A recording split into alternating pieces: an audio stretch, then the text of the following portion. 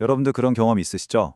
뭐 지루한 회의 시간이나 버스 기다릴 때 나도 모르게 멍하니 다른 생각에 빠져드는 거요. 우리 마음의 현실에서 잠시 훌쩍 떠나버리는 건데요. 우리는 이걸 백일몽이라고 부르잖아요. 그래서 오늘은요, 바로 이 백일몽의 두 얼굴에 대해 한번 제대로 파헤쳐 보려고 합니다. 이게 과연 위대한 창조의 시간일까요? 아니면 그저 위험한 현실 도피일까요? 자, 솔직히 말해볼까요? 바로 지금 이 얘기를 듣는 이 순간에도 잠깐 다른 생각에 빠졌다 하시는 분 괜찮습니다. 저도 그러니까요. 이건 아주 자연스러운 현상이거든요. 바로 그 마음의 짧은 산책이 오늘 우리가 함께 탐험할 주제 백일몽의 시작점입니다. 자, 그럼 한번 자세히 들여다볼까요? 우선 백일몽이 대체 뭔지부터 확실하게 짚고 넘어가야겠죠? 우리가 보통 뭐 몽상, 공상 이런 단어들이랑 막 섞어서 쓰잖아요.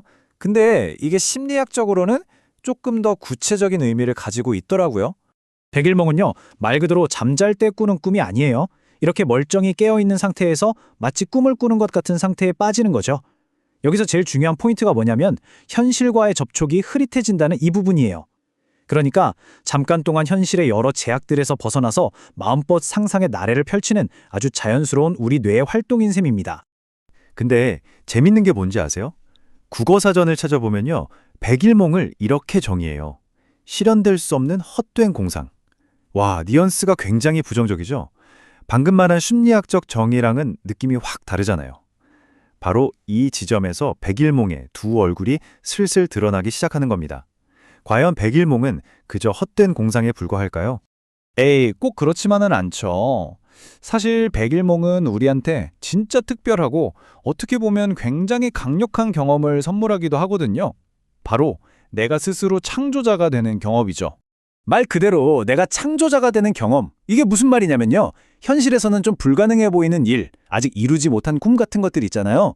근데 백일몽 속에서는 그걸 얼마든지 그려볼 수 있는 거예요. 그 상상 속에서 우리는 이야기의 주인공이 되기도 하고 영화 감독이 되기도 하고 아예 새로운 세상을 만들어내는 창조주가 되는 겁니다. 그러니까 이런 건강한 백일몽은 우리에게 아주 긍정적인 역할을 하는 거죠. 답답한 현실에서 잠시 벗어나 숨을 고르게 해주는 일종의 정신적 휴식이 되고요. 또 상상력과 희망을 위한 공간을 마련해주면서 미래를 꿈꾸게 만들죠. 그리고 바로 이 과정에서 와! 하는 번뜩이는 아이디어나 창의적인 해결책이 툭 튀어나오기도 한다는 겁니다. 자, 그런데 동전에는 항상 양면이 있잖아요.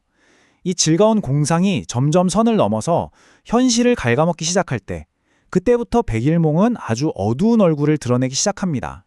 그럼 대체 그 경계가 뭘까요? 어디까지가 그냥 재밌는 상상이고 어디서부터가 문제가 되는 걸까요? 핵심은 딱 하나입니다. 바로 내 일상생활에 얼마나 영향을 미치느냐 하는 거죠. 보세요. 건강한 백일몽이 재충전을 위한 잠깐의 탈출이라면 문제가 되는 백일몽은 일상생활 자체를 방해하고 지장을 줍니다. 완전히 다른 얘기죠. 예를 들어서 해야 할 일을 계속 미루게 되고 사람들과의 관계에 소홀해지는 것처럼요. 결국 현실의 책임으로부터 도망치는 도피처가 되어버리는 거예요. 심리학에서는 이런 상태를 부적응성 백일몽이라고 불러요. 좀 말이 어렵죠? 이건 그냥 공상을 좀 많이 한다 이런 수준이 아니고요. 하루에 막 몇 시간씩 공상에만 빠져 있어서 현실의 삶이 완전히 무너져 내리는 심각한 상태를 말하는 겁니다. 물론 때로는 너무 감당하기 힘든 현실에서 나 자신을 보호하려는 마음에서 시작되기도 해요. 하지만 그 결과는 더 이상 창조가 아닌 명백한 도피가 되는 거죠. 자, 이제 다시 우리 자신에게로 초점을 한번 돌려볼 시간입니다. 여러분의 백일몽은 이 스펙트럼의 어디쯤에 위치하고 있는 것 같으세요?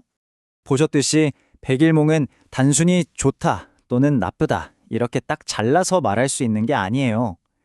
삶에 활력을 주는 창의적인 불꽃이 될 수도 반대로 현실을 갉아먹는 도피처가 될 수도 있는 말 그대로 양날의 검과 같은 거죠. 결국 가장 중요한 건 우리가 이 백일몽을 어떻게 사용하고 또 얼마나 잘 통제하는가에 달려 있습니다. 마지막으로 여러분께 이 질문을 남겨드리고 싶습니다. 여러분이 낮에 꾸는 그 꿈들은 더 나은 내일을 위한 영감을 주는 창조의 시간인가요?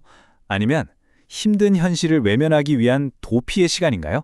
그 답은 오직 여러분 자신만이 알고 있을 겁니다.